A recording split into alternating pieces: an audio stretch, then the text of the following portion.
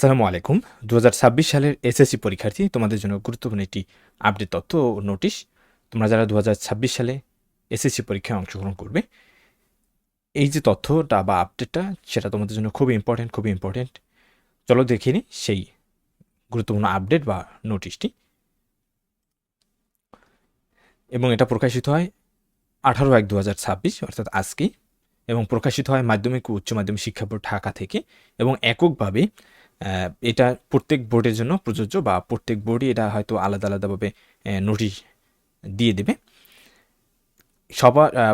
সবার আগে ঢাকা বোর্ড থেকে ম্যাক্সিমাম বিজ্ঞপ্তি বা নোটিশ প্রকাশিত হয়। এর পরপর অন্যান্য বোর্ডগুলো তাদের নিজ নিজ বোর্ড থেকে বা নিজ যে বোর্ডের যে শিক্ষার্থী রয়েছে তাদের জন্য তারা আলাদাভাবে নোটিশ প্রকাশ করে। নোটিশটা হলো এসএসসি পরীক্ষা 2026 পরীক্ষার্থীদের জন্য বা পরীক্ষার্থীদের ক্যালকুলেটর ব্যবহার প্রসঙ্গে।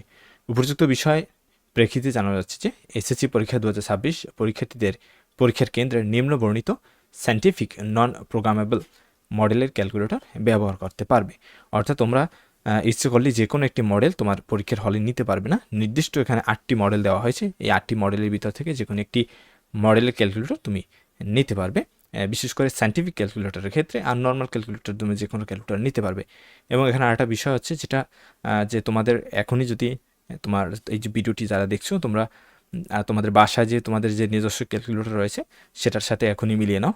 যদি দেখতে পাচ্ছ যে এই 8টি মডেলের ভিতরে তোমার ক্যালকুলেটরটি পড়েনি বা মডেলের সাথে মিল নেই, তাহলে বুঝতে পারবে যে তোমার মডেলটি হয়তো ঝুঁকির ভিতরে রয়েছে, অর্থাৎ পরীক্ষার হলে তোমার ব্যবহার করতে নাও দিতে পারে।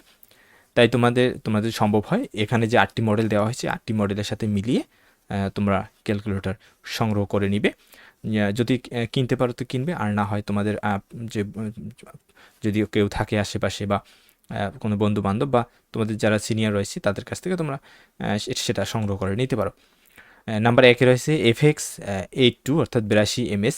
নাম্বার 2 FX 100 বা 100 MS। Number 3 FX 570 MS। Number 4 রয়েছে FX 991 MS। Number 5 FX 991 ES।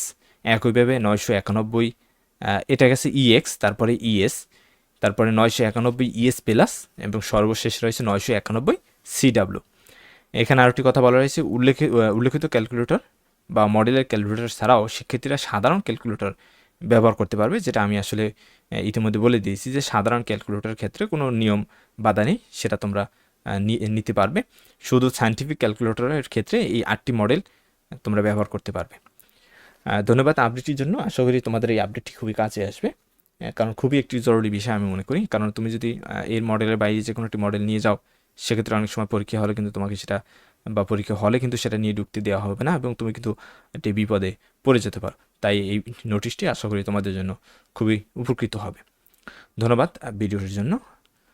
যে কোনো গুরুত্বপূর্ণ আপডেটের জন্য অবশ্যই আমাদের ইউটিউব চ্যানেলটি তোমরা সাবস্ক্রাইব করে রাখতে পারো।